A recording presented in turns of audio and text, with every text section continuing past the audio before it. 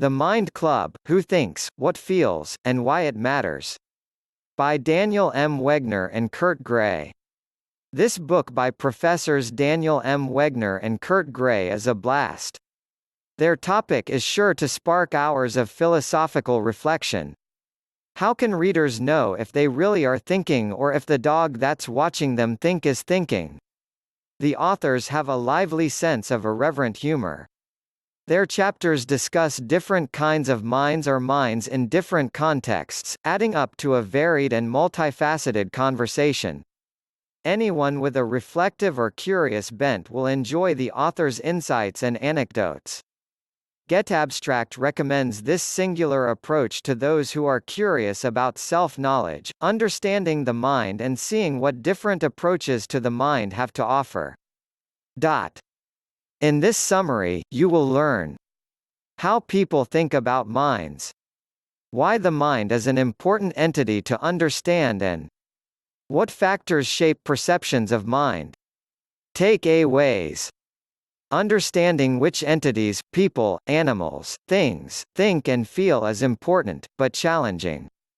People are more likely to see animals and machines as having minds if they look and move like humans and if they display suffering. Because people can't access one another's thoughts, they must use perception. People map minds on two axes: experience inside a mind and agency from outside. The mind has two main ethical aspects: moral rights and moral responsibilities. People perceive their enemies as having limited or distorted minds. People find it hard to accept that other people have minds if they are silent or if others perceive them as part of a group. Evolution predisposes people to see supernatural agents at work in the world. People have trouble thinking about death, which means thinking about non-existence. Humans find it hard to think clearly about themselves and often have highly distorted self-images. Summary: what is the Mind Club? People wonder what others think and how they feel about their thoughts. These questions shape philosophy, daily life and the criminal justice system. People wonder what their pets understand, or if killers understand what they've done and can control their actions. To predict people's actions, it is certainly more useful to know what they think and want than their mass and momentum. Any entity that thinks and feels belongs to the Mind Club. Assume that all people living a normal life belong to the Mind Club. Beyond that, make critical distinctions. Declaring someone brain dead shifts them from personhood to a source of organs. People use perception to make the best judgments they can. Mathematician Alan Turing codified the Turing test, in which people ask questions without knowing if the answer is coming from a person or a computer. When they can't tell the difference, is the computer functionally a thinking being?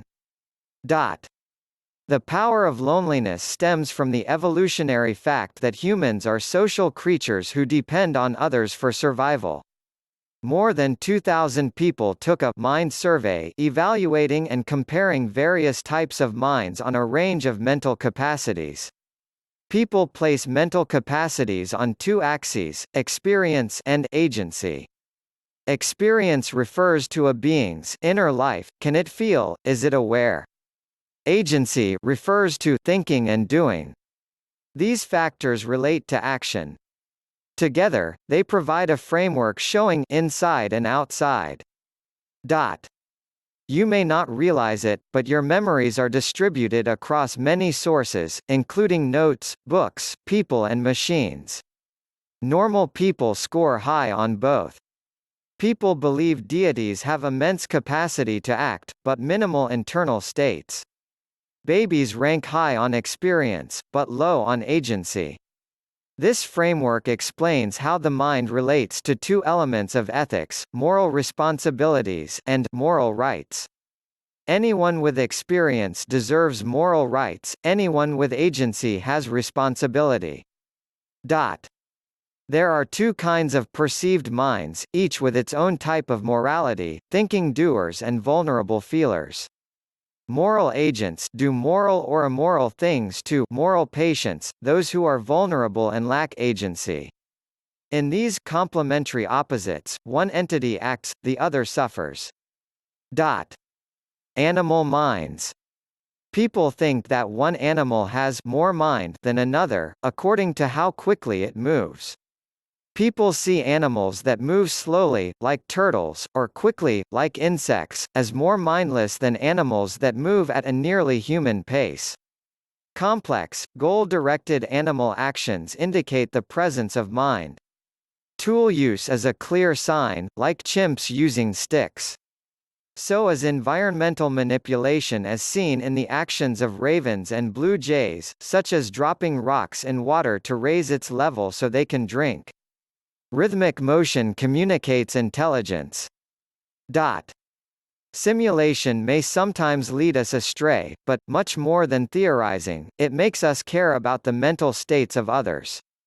Being aware of mind shows evidence of mind. Chimps act differently when they know other chimps are watching.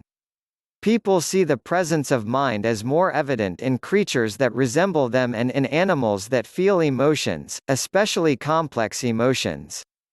Elephants, for example, help other elephants and mourn their dead band members. Giving monkeys different rewards for the same tasks shows that they understand fairness and find unfairness emotionally upsetting. Machines. For most people, the more a machine seems to have a mind, the more real it seems. People see minds in machines that, 1, have a face or something like a face, 2, engage in social facilitation, mimicking how people copy gestures from one another, or 3, seem to need people, like the 1990s Tamagotchi toys.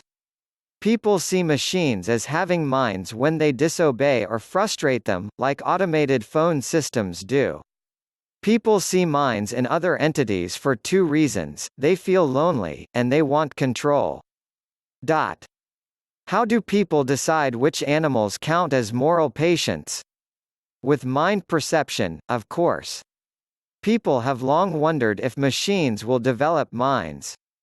Futurist Ray Kurzweil argues that machines will reach the stage at which they can increase their own intelligence, building into superintelligence. Machines already complete some tasks the human mind performs. Consider the success of Watson, the computer program, on the quiz show Jeopardy! Not only is ultimate self-control an illusion, but everyday self-control, a facet of agency, also seems elusive. People erect an emotional barrier, the uncanny valley, against granting machines full humanity. Most people find nearly lifelike simulations emotionally disturbing, but those who empathize with robots find it easier to treat the machines as having their own minds. Patients and enemies. The word patient in this context refers to humans in the category of vulnerable feelers. This category includes literal medical patients, but also people who suffer intense pain. Pain has 2 separate aspects: the sensory component, a form of perception, and an affective component. The complex interplay between these 2 facets leads to the well-known placebo effect, but also to the nocebo effect, when patients experience real pain despite not suffering damage. Silence can be problematic for understanding agency, because we often discuss our future plans and past deeds, but it is especially problematic for experience.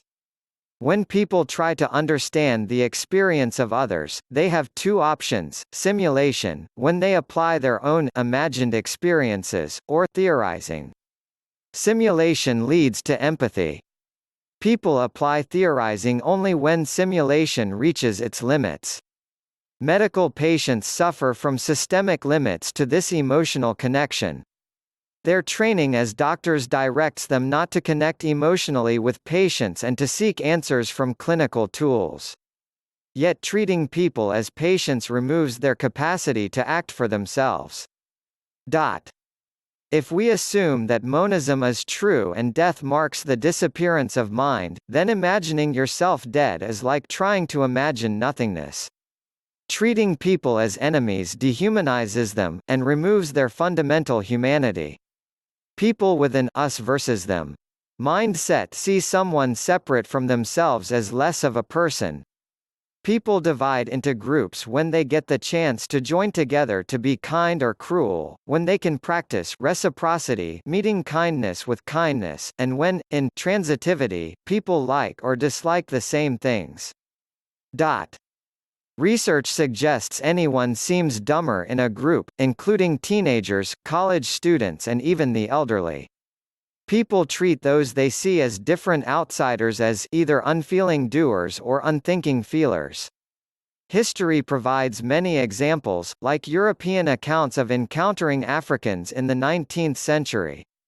In daily life, people partly dehumanize each other according to their encounters. They might see a provocatively dressed person as a sexual entity, but not as a thinker. The sounds of silence. Speaking to people identifies the presence of their consciousness. Sometimes no verbal interaction is possible, such as when someone is in a coma. When people can't respond with words or intentional movement, researchers use EEGs and functional magnetic resonance imaging (fMRI) to measure their brain activity. Doctors try to determine if a mind exists inside an unresponsive body. People who suffer locked-in states may be unable to move most of their bodies. A mind is clearly present, but communication is very difficult.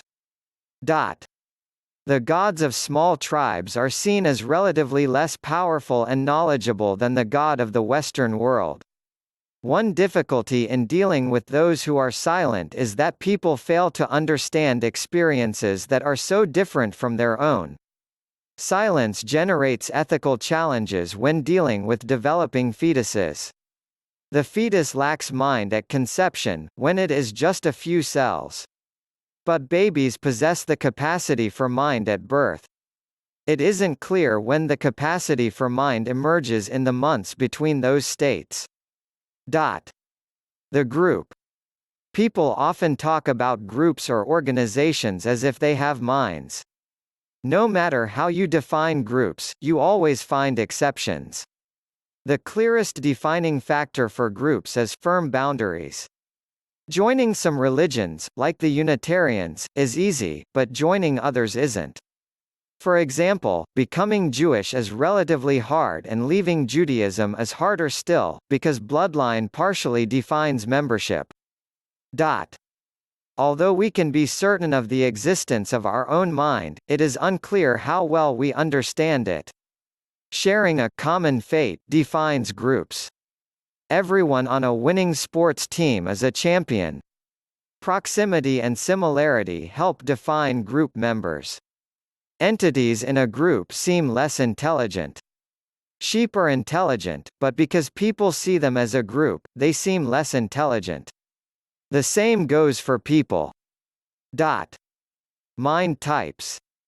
3 types of minds pose particular challenges: the dead, the divine and the self. 1. The dead. Many people are dualists and see mind and body as different. They see people's minds as the seat of their identity and bodies as mere containers. This mind-body split is an established philosophical position that such thinkers as René Descartes espoused. One example of widespread dualism belief is the idea that the mind persists independent of the body after the body dies. People find it difficult to believe their own minds won't exist past death, that is like trying to imagine nothingness. 2. The divine. When people lived in small groups, social pressure made them cooperate. As societies grew, people lost track of one another. They needed something else. The concept of God grew to fill this role. God's social function is to ensure moral behavior by threatening punishment. God is many things to many people, but to all of them he is a mind. People believe different things about their deities, but they almost all believe God is a mind. People see God as knowing more than people and being capable of thinking without emotion. People also see God as being especially interested in morality. Pascal's wager refers to Pascal's answer about whether God exists. He argued that the risks in believing are low, while the benefits of believing are high. People have responded like this to unknown threats for thousands of years. Evolution predisposes people to perceive agents, including supernatural agents, in new or surprising events. Reading unknown noises as threatening agents is hardwired and leads to the human tendency to detect supernatural agents. Acting as if the noise in the bushes is a lion is in your interest. If you're wrong, you're embarrassed. But if you are right, you get to keep living. In terms of evolution, the most functional religions promote cooperation within a group, and dominance over other groups. They encourage believers to have lots of children and promote their beliefs widely. Functional religions believe people's ideas should differ somewhat from the reality people know, but not radically. Belief in a deity gives believers a sense of control over the world. This is useful when thinking about things like the creation of the world or the end of life. Believing in God helps explain suffering and natural disasters. Suffering and religious belief correlate through most of America. When trying to understand the mind of God, people often use simulation, assuming that the divine thinks largely as they do. 3. The self. One's own mind seems special, it is the only mind you can be certain exists. An individual's understanding of his or her own mind might be no more accurate than early myths about the sun, evocative stories, with no basis in reality, that people told to explain the presence of something important. Most people see themselves as above the norm in intelligence, appearance, friendliness, athleticism and even skill as a driver. Most people suffer limited self-knowledge and continually deceive themselves. People make choices and justify them after the fact. They apply confirmation bias to reinforce their existing beliefs, selecting data that agree with those beliefs and rejecting anything that challenges them. Lab experiments show that when people receive a request to push a button, they first push the button and then decide to do so, after their neurons fire. Perception of self-control is an illusion. People can't control their minds. Wandering minds correlate with unhappiness, while staying present in the now correlates with happiness. Your perception of your mind seems central to key decisions. Holding memories of who you are maintains and defines your selfhood. When people lose memories or change them, their sense of self shifts. Some contemporary philosophers view the self as little more than perception. The self exists, but as an organizing principle like your center of gravity, rather than as a distinct entity. This audiobook recording is exclusive for this YouTube channel. Don't forget to subscribe and hit the notification button so you'll get updated on our next upload. If you liked the content of this audiobook, press the thumbs up button and say it in the comments below. Do you want to listen to a summary of a book we haven't covered in the past? Say it in the comments or send us an email. Check our other uploads, and as always, enjoy learning.